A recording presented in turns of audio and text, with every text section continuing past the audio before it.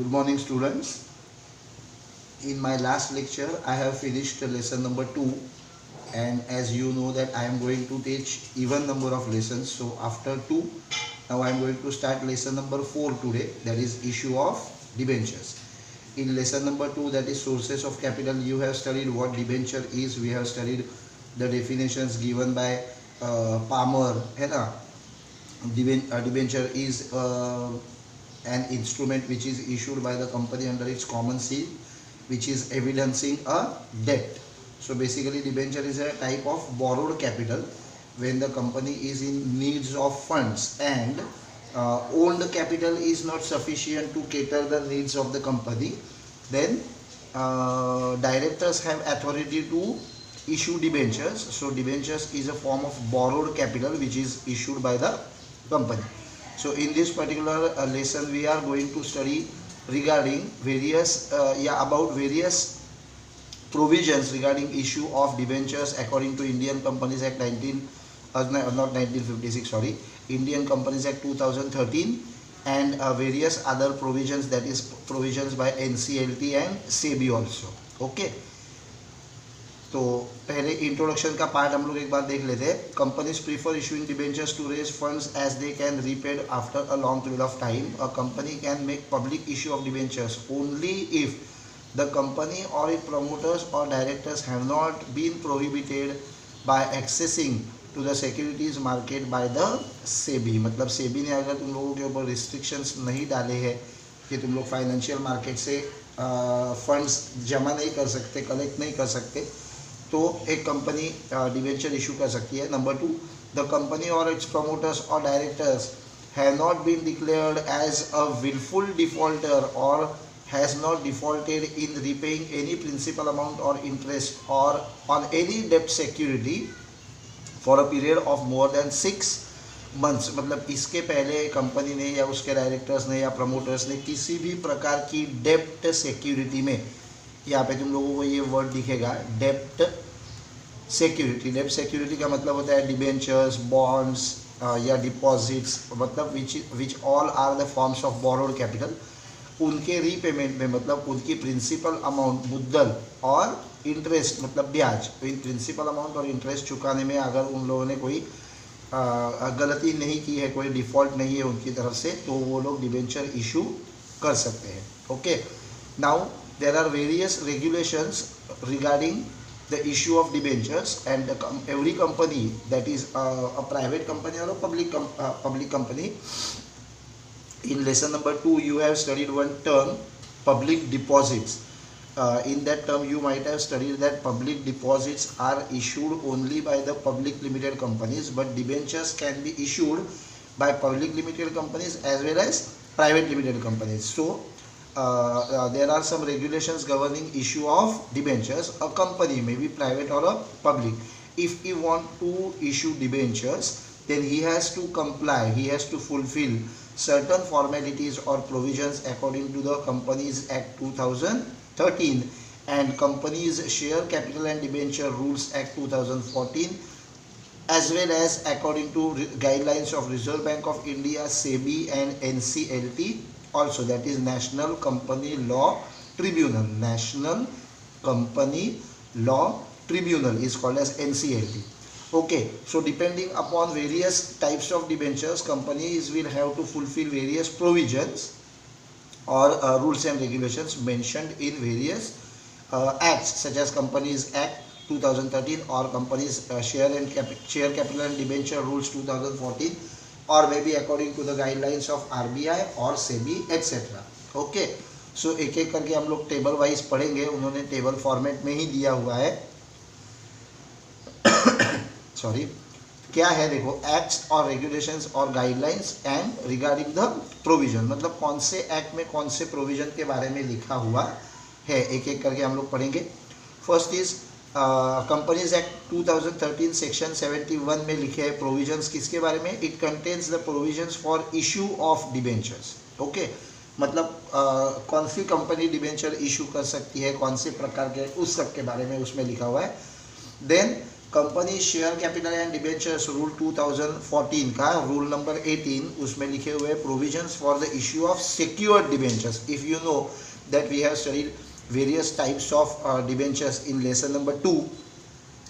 जैसे तुम लोगों ने शायद पढ़े होंगे secured and unsecured debenture, registered and bearer debenture, convertible and non convertible debenture and redeemable and irredeemable debentures. उस टाइम पे मैंने बताया था तुम लोगों को कि in India issuing unsecured debentures is prohibited, right. Next term is SEBI, securities and exchange board of India. उसमें लिखा हुआ है इश्यूज एंड लिस्टिंग ऑफ डेब्ट सिक्योरिटीज रेगुलेशन एक्ट 2008. उसमें लिखा हुआ है कि there are some provisions for the issue and listing of debentures. ये मैंने लास्ट टाइम तुम लोगों को बताया था. लिस्टिंग का मतलब होता है getting yourself registered in on a stock exchange so that your debentures can be freely issued all over the country. Okay, so listing of debentures which are not convertible either into wholly or partly or in equity into equity shares. ये भी हम लोगों ने पढ़ा था convertible debentures के मामले में. Convertible debenture is that debenture which can be converted into equity shares of the joint stock company either wholly or partly. It is applicable if the debentures are listed through a public offer, private placement or for listed debentures. ये भी हम लोगों ने last time पढ़ा था. Public offer का मतलब होता है when a company issues debentures publicly.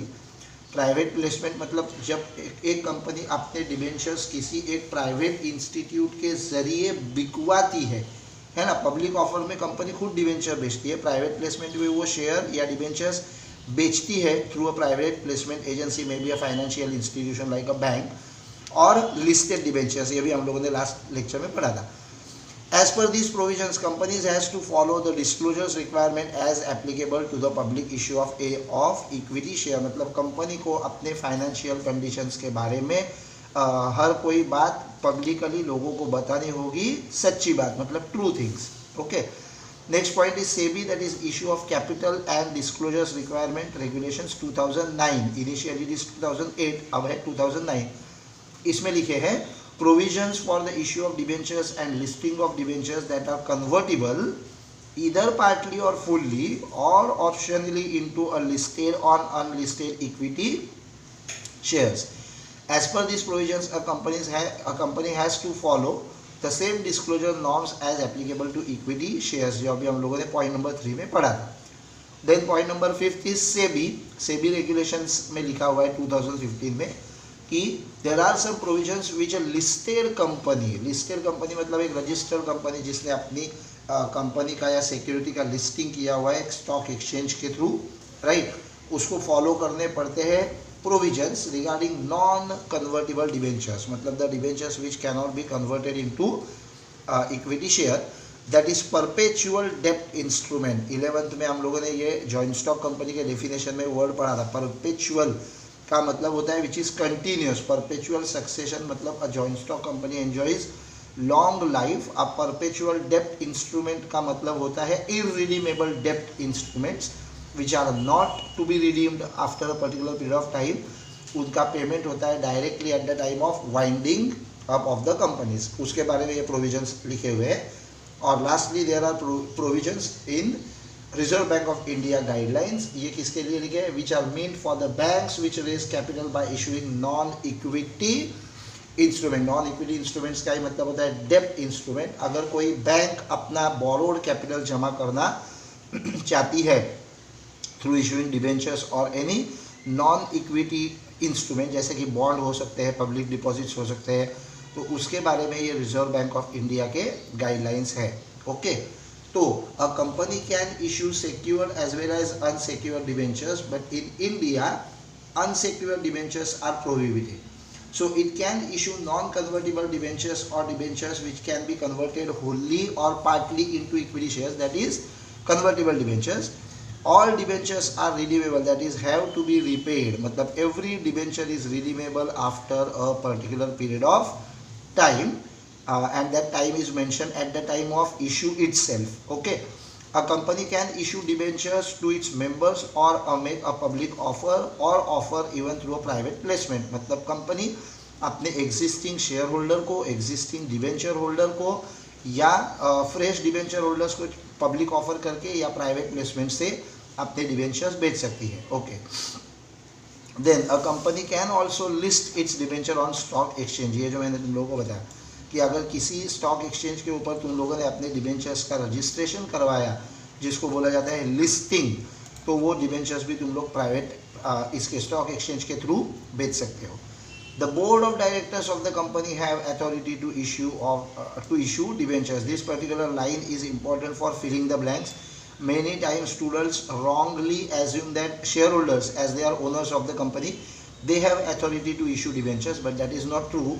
Board of directors of the company have authority to issue debentures. Okay, but there are some restrictions to this particular borrowing capacity of board of directors, and these restrictions are mentioned in the articles of association. If articles of association do not permit any director to issue debentures, then the directors will have to get altered articles of association first. मतलब तुम लोगों को पहले articles of association में alteration करना पड़ेगा regarding the borrowing power, और फिर तुम लोग वो जनरल मीटिंग में शेयर होल्डर का अप्रूवल लेके एक स्पेशल रेजोल्यूशन पास करके एक स्पेशल रेजोल्यूशन पास करके फिर तुम लोग वो डिबेंचर्स इशू कर सकते हो. Okay. Now the next thing is provisions for the issue of debentures as per various acts, that is Indian Companies Act 2013. After that, Companies Share Capital and Debentures Rules 2014, here it is mentioned, and lastly as per the SEBI's regulation.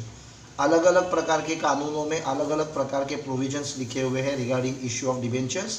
तो हम लोगों को उनमें से companies act 2013 के जो दिख रहे हैं तुम लोगों को, ये आगे पढ़ने हैं. मैं एक बार तुम लोगों को दिखा देता हूँ. देखो, provisions for the issue of debentures as per companies act 2013, ये सब यहाँ पे लिखे हुए हैं, तो बाद में हम लोगों को वो पढ़ने ही है. Then provisions as per the share capital debenture rules 2014, ये है वो, और ये है provisions as per SEBI.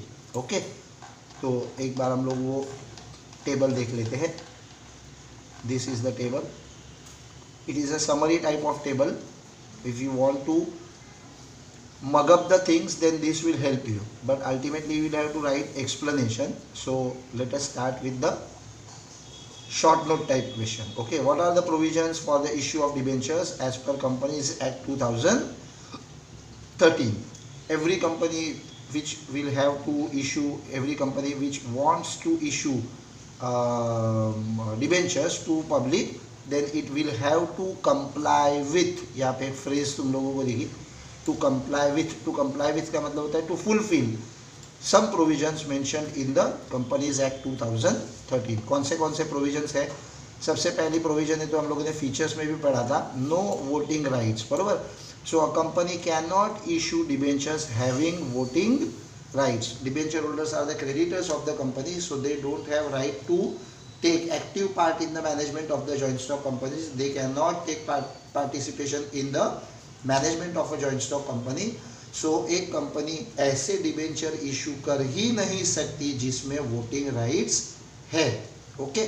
So every debenture must be without voting rights. So a company will have to issue debentures with no voting rights. Okay. Next is types of debentures. अलग अलग प्रकार के डिबेंचर्स होते हैं, तुम लोग जानते हो, convertible, non convertible, secured, unsecured, registered bearer, है ना. A company can issue secured or unsecured debentures, convertible or non-convertible debentures, but in India, unsecured debentures are prohibited, and in India, every debenture must be redeemable after a period of time, that is after a fixed or particular period of time. Next is payment of interest and redemption. Every company shall have to redeem the debentures. मतलब after a particular period of time, company will have to redeem. मैंने second lesson में तुम लोगों को ये शब्द बताया था. टू रिडीम का मतलब होता है to buy back. If you remember हम लोगों ने पढ़ा था redeemable debentures. So every company must have to redeem its debentures after a particular period of time, and at the end of every financial year company will have to pay interest on debentures at a fixed rate.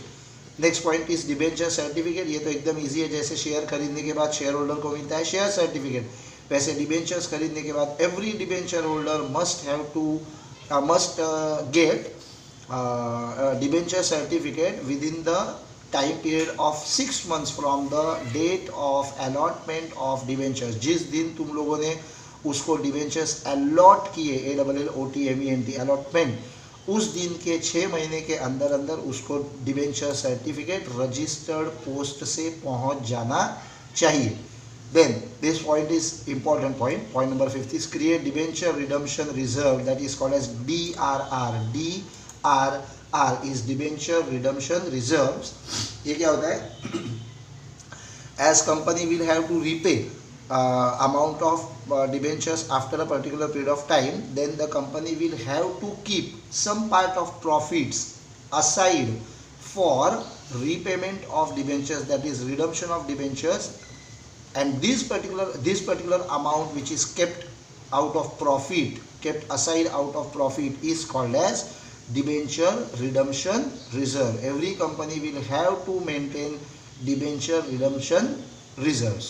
Okay, then next point is appointment of debenture trustees. ये भी हम लोगों ने features में पढ़ा था कि और डिस्टिंग्विश में भी मैंने बताया था शेयर और डिबेंचर के, कि शेयर के इशू में 2 ही लोग होते हैं, share holder and the company, that is investor and the company.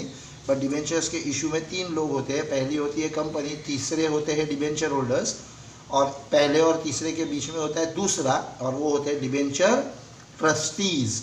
If the company issues prospectus और invites more than 500 people, either publicly or by its member, to appoint 1 or more debenture trustees become compulsory for the company according to provisions of Companies Act 2013. Debenture trustees कौन होते हैं? Debenture trustees वो intermediaries होते हैं या वो agents होते हैं जो डिबेंचर होल्डर के इंटरेस्ट को प्रोटेक्ट करने के लिए वहाँ पे होते हैं। Debenture trustees protect the interest of debenture holders while dealing with the company. और फिर एक कॉन्ट्रैक्ट किया जाता है कंपनी के बीच में और डिबेंचर होल्डर के बीच में और डिबेंचर ट्रस्टीज के बीच में, तीनों मिलकर एक कॉन्ट्रैक्ट करते हैं जिसके थ्रू डिबेंचर होल्डर्स को कुछ अधिकार मिलते हैं, and that contract is called as debenture trust deed. Okay, next, debenture trustees can approach NCLT, national company law tribunal को वो लोग अप्रोच कर सकते हैं टू रिड्रेस, मतलब अगर उनकी कोई कंप्लेंट रहेगी, उनकी कोई शिकायत रहेगी, तो टू रिड्रेस का मतलब होता है टू सॉल्व करना। तो कंपनी ने अगर कोई गलती की है, कोई डिफ़ॉल्ट की है, कि जैसे उन्होंने प्रिंसिपल अमाउंट वापस नहीं की, या इंटरेस्ट टाइम टू टाइम नहीं दिया, या कोई प्रॉपर्टी सिक्योरिटी करके नहीं रखी, ऐसा कुछ भी अगर फॉल्ट कंपनी ने किया होगा, गलती किया होगा, मिस्टेक किया होगा, तो डिबेंचर ट्रस्टीज अपील कर सकते हैं, एक कोर्ट में केस फाइल कर सकते हैं, किसके पास? NCLT के पास, नेशनल कंपनी लॉ ट्रिब्यूनल। ये हम लोगों ने 11th में पढ़ा था। ओके, यहाँ पे तुम लोग उसका लॉन्ग फॉर्म देख सकते हो, national company law tribunal, that is NCLT। Okay okay, यहाँ पे कुछ वर्ड्स दिए हुए, ग्रीवेंस, ग्रीवेंस का मतलब होता है कंप्लेंट, कंप्लेंट का मतलब होता है शिकायत, और रिड्रेसल का मतलब जैसे मैंने बोला कि सॉल्व करना, रिड्रेस का मतलब होता है सॉल्व करना, यहाँ पे लिखा हुआ है रेमेडी, रेमेडी और सेम थिंग है, रेमेडी और सॉल्व करना एक ही बात हुई। ओके, फिर impose restrictions when the debenture trustees is of the opinion that the assets of the company are insufficient, है ना, मतलब जो कंपनी ने प्रॉपर्टी गिरवी रखी हुई है वो प्रिंसिपल अमाउंट रीपे करने के लायक नहीं है, मतलब वो कम है, तो फिर भी वो लोग NCLT को अप्रोच कर सकते हैं, और कंपनी NCLT फिर कंपनी की एक तो डिबेंचर की अमाउंट कम करेंगे या उनकी सिक्योरिटी को बढ़ाने की बात करेंगे, ऐसा फिर उन लोगों के बीच में डिसाइड होगा। And lastly, punishment for the contravention of provisions, contravention मतलब उसके खिलाफ। If any company has failed to comply with, मतलब टू फुलफिल, अगर किसी कंपनी ने कंपनीज एक्ट 2013 के कोई रूल्स को फॉलो नहीं किया, तो फिर क्या हो जाएगा? तो फिर उस पर्टिकुलर कंपनी को पनिशमेंट होगी, और वो क्या पनिशमेंट होगी?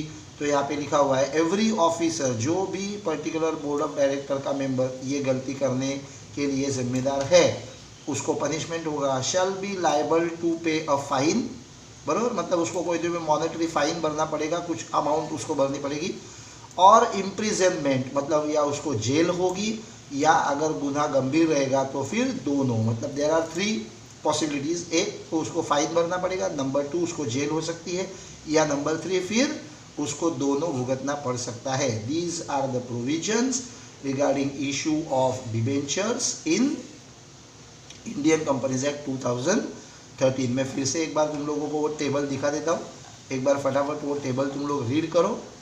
Okay, these are the provisions here, right. फटाफट एक बार रीड कर लो तुम लोग, फिर हम लोग आगे के प्रोविजंस पढ़ेंगे, ये वाले कंपनीज रूल्स 2014 वाले, ठीक है। First you go through.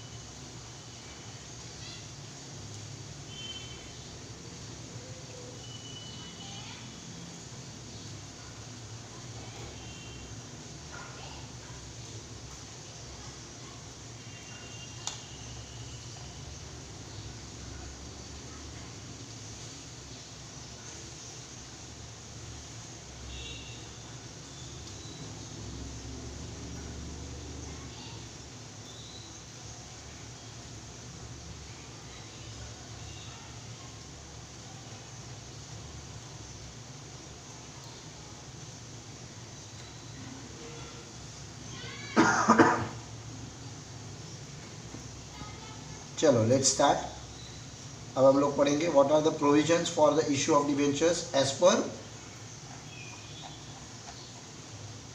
This company share capital and debentures rule 2014, that is rule number 18। Okay, अब company share capital and debentures rules 2014 में क्या कौन से प्रोविजंस लिखे हुए वो हम लोग पढ़ेंगे। सबसे पहले लिखा हुआ है tenure of secured debentures. Tenure का मतलब होता है समय, है ना, time limit. All secured debentures should be redeemed within the period of 10 years from the date of its issue. ऐसा फर्स्ट लाइन में लिखा है। इसका मतलब जिस दिन तुम लोगों ने जो डिबेंचर्स इशू किए हुए हैं उन लोगों का रिडम्पशन मतलब रीपेमेंट 10 साल के अंदर अंदर हो जाना चाहिए। Only certain companies like companies engage in the infrastructural projects, है ना। इंफ्रास्ट्रक्चर क्या है होता है ये हम लोगों ने 11th स्टैंडर्ड के इकोनॉमिक्स में पढ़ा था। So companies engage in the infrastructural projects or the companies which are permitted by the Ministry of Corporate Affairs or central government or Reserve Bank of India, then the debentures can be issued for a period of more than 10 years but not exceeding 30 years। मतलब कुछ कुछ कंपनियों को ऐसे 10 साल से ज़्यादा के डिबेंचर्स इशू करने का टाइम रहता है, बट वो लोग 30 ईयर्स के अंदर उसका रिडम्पशन करेंगे, ठीक है। Next point is create a charge on asset. ये मैंने तुम लोग को बताया था कि every debenture is secured, then while issuing debentures a company will have to keep certain assets as a security। okay, then the value of charge should be adequate। इसका मतलब होता है कि जो भी तुम लोग सिक्योरिटी रखने वाले हो उस सिक्योरिटी की अमाउंट सफिशिएंट होनी चाहिए to cover the value of debentures issued by the companies. मतलब जैसे for example if you know about taking loan, 1 lakh रुपए का प्रॉपर्टी अगर तुम लोग सिक्योरिटी के तौर पे रखोगे तो तुमको 1 लाख रुपए का लोन कभी नहीं मिलेगा, उससे कम मिलेगा, 75,000 80,000। जस्ट लाइक दैट अगर तुम्हारी कंपनी 10 लाख रुपए के या 1 करोड़ रुपए के शेयर डिबेंचर्स इशू करना चाहती है तो तुम लोगों को जैसे कि फॉर एग्जांपल 2 करोड़ की कोई तो भी एक सिक्योरिटी गिरवी रखनी पड़ेगी।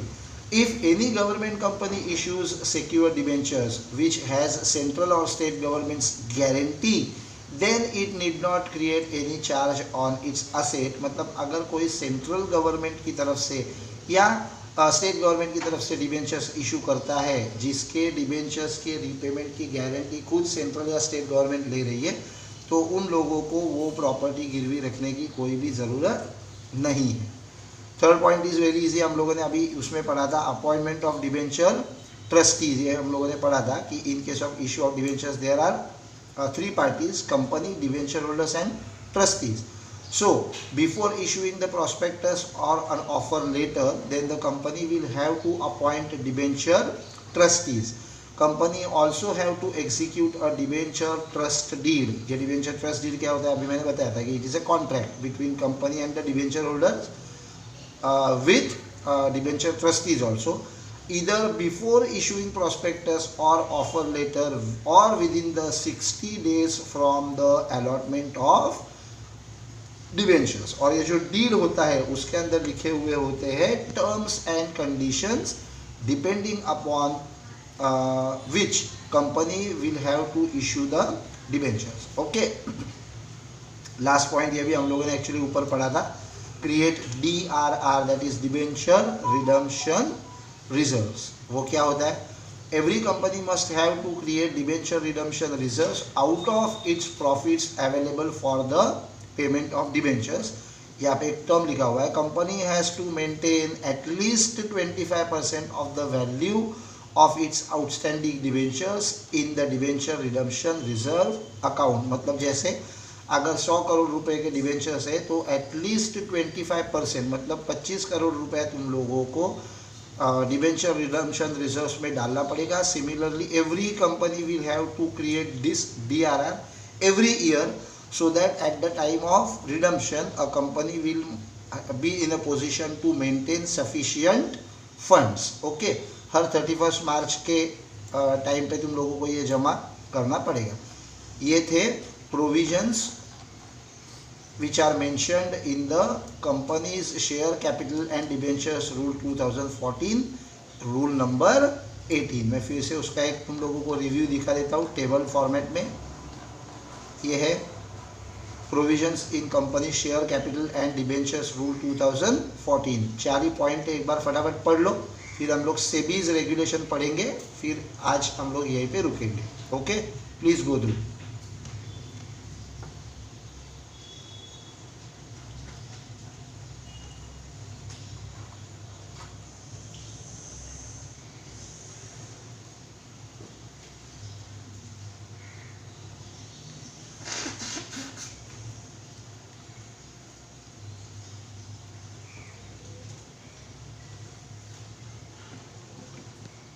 चलो अब last point, what are the provisions according to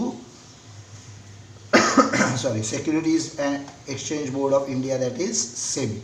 ये है requirement as per SEBI for issue of debentures. Okay, first क्या लिखा है देखो, मिनिमम सब्सक्रिप्शन. ये तुम लोगों को लेसन नंबर 2 में मैंने बताया था और लेसन नंबर 3 में भी तुम लोग पढ़ोगे कि whenever any company intends to issue debentures or share during a particular period of time. Initially this particular time was 120 days, now it is 60 days, now it is 30 days. So within 30 days it will have to collect some amount which is called as minimum subscription. ये तुम लोग lesson number 3 में भी पढ़ोगे. मतलब जैसे अगर for example तुम लोग 100 करोड़ रुपए के डिबेंचर्स इशू कर रहे हो तो registrar of companies will ask you to sell or to issue minimum debentures for example worth ₹25 crore for example. और अगर तुम लोग 30 डेज के अंदर 25 करोड़ के डिबेंचर्स नहीं बेच पाए तो तुम्हारी कंपनी को फिर वो राइट नहीं दिया जाएगा, तुम लोग वो डिबेंचर्स आगे नहीं बेच सकते. और ये जो अमाउंट होती है उसको बोला जाता है मिनिमम सब्सक्रिप्शन. मिनिमम मतलब कम से कम, सब्सक्रिप्शन इज एप्लीकेशन, मतलब एटलीस्ट उतने डिबेंचर्स तुमको बेच के दिखाने पड़ेंगे. क्या रूल है हम लोग पढ़ते हैं. SEBI's issue and listing of डेब्ट securities regulation 2008 regulation number 12 states that the minimum subscription to be collected by the company as per SEBI's guideline. The minimum subscription of public issue of debentures is 75%. दिख रहे हैं, 75% of the base issue price, that is ₹100 crore. मतलब 100 करोड़ का 75% मतलब 75 crore rupees. If the minimum subscription is not received, मतलब मान लो कि अगर 1 महीने के अंदर तुम लोगों ने इतना पैसा जमा करके नहीं दिखाया तो क्या करना पड़ेगा, विद इन 12 डेज, जिस दिन तुम लोगों का इशू क्लोज होगा उसके 12 दिन के अंदर अंदर तुम लोगों ने जमा की हुई जो अमाउंट है वो तुमको क्या करनी पड़ेगी, रिफंड करनी पड़ेगी, मतलब इन्वेस्टर्स को वो वापस करनी पड़ेगी। Then number 2, retention of oversubscription, मतलब कभी कभी ऐसा होता है कि कंपनी पॉपुलर होती है और कंपनी 100 करोड़ के लिए एडवर्टाइज करती है और एप्लीकेशन 200 करोड़ के लिए आ जाती है। अब तुम्हारे पास अगर 100 करोड़ रुपए के डिबेंचर्स इशू करने के लिए है तो 200 करोड़ के डिबेंचर तुम लोग कैसे दे सकते हो, फिर क्या होगा, company can retain over subscription money up to maximum of 100% of the basic issue size or any lower unit as specified in the offer letter or the letter of prospectus. Okay, मतलब तुम लोग वो पैसा अपने पास retain कर सकते हो, मतलब अपने पास वो तुम लोग रख सकते हो up to 100% of the limit. Then next is underwriting. Underwriting का भी मैंने तुम लोगों को 11th में मीनिंग समझा था कि अंडर राइटिंग ये फाइनेंशियल इंस्टीट्यूशंस के साथ किया जाने वाला एक एग्रीमेंट होता है। तो उसमें क्या हो सकता है कि a company may enter into an underwriting agreement with the underwriters of the public issue of debentures.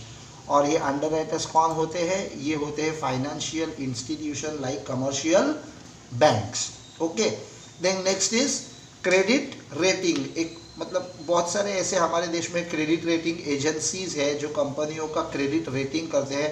One of the popular name is CRISIL, अगर तुम लोग चाहो तो गूगल पे उसका लॉन्ग फॉर्म ढूंढ सकते हो। क्रिसिल एक क्रेडिट रेटिंग एजेंसी है। ये क्या करती है, कंपनी का क्रेडिट रेटिंग करती है, मतलब कंपनी की बोरोइंग कैपेसिटी कितनी है ना, ये वो मतलब देखती है। यहाँ पे तुम लोग देख सकते हो क्रेडिट रेटिंग कंपनी के नाम लिखे हुए हैं, ये देखो, दिस इज क्रिसिल जो मैंने अभी एग्जांपल तुम लोगों को बताया। सेकेंड इज केयर, ये सब क्रेडिट रेटिंग एजेंसीज है जो तुम्हारे कंपनी के बैलेंस शीट की पढ़ाई करके अलग अलग रेशोज बनाती है और उन रेशो के ऊपर डिपेंड करता है कि तुम्हारी कंपनी की बोरो करने की कैपेसिटी कितनी है ना। तो जितना एक कंपनी का क्रेडिट रेटिंग ज़्यादा होगा उतना उसका पब्लिक इशू ज़्यादा हिट होगा, मतलब people will feel safe to purchase its debentures as its credit rating is good. तो इस रूल में क्या लिखा है, every company should get its issue of debentures credit rated, मतलब उसका पहले क्रेडिट रेटिंग करवाओ और जिसका क्रेडिट रेटिंग का रैंक ज़्यादा होगा उसके डिबेंचर्स मार्केट में ज़्यादा बेचे जाएंगे एंड वाइस वर्सा। ये एडिशनल इन्फॉर्मेशन करके जो लिखा हुआ है वो हम लोगों को पढ़ने की ज़रूरत नहीं है, वो तुम लोगों को खाली जनरल नॉलेज के लिए लिखा हुआ है। आज के लेक्चर में हम लोग यहीं पे रुकते हैं because this lesson is actually small. अब हम लोगों को देखो एक ही क्वेश्चन, इसके आगे हम लोगों को पढ़ना है procedure for the issue of debentures. ये क्वेश्चन है, ये देखो ये यहाँ पे, और फिर एक very small short note of debenture trustees, बस दैट्स ऑल, फिर ये लेसन हो रहा है ख़त्म। इसके लिए instead of finishing this particular lecture instead of finishing this lesson in a single lecture, let us stop here. आज का होमवर्क करके तुम लोग आज मैंने जितना पढ़ा है उतना एक बार पूरा का पूरा अच्छे से रीड कर लो। Again I am repeating, if you have any doubts you can contact me, तुम लोग मुझे कॉल कर सकते हो, व्हाट्सएप पे मैसेज कर सकते हो, ग्रुप पे मेरा तुम लोगों को नंबर मिल जाएगा। ओके, और एक छोटा सा और एक होमवर्क देता हूँ कि ये जो क्रेडिट रेटिंग एजेंसीज के यहाँ पे नाम लिखे हुए क्रिसिल एंड केयर है ना, उनके लॉन्ग फॉर्म थोड़े गूगलिंग करके तुम लोग फाइंड आउट कर लो। Okay, one more time I am repeating, if you have any doubts then you please contact me on WhatsApp or you can call me anytime, there is no problem, we are here to clear your doubts. Okay, thank you very much, let's stop today, bye bye.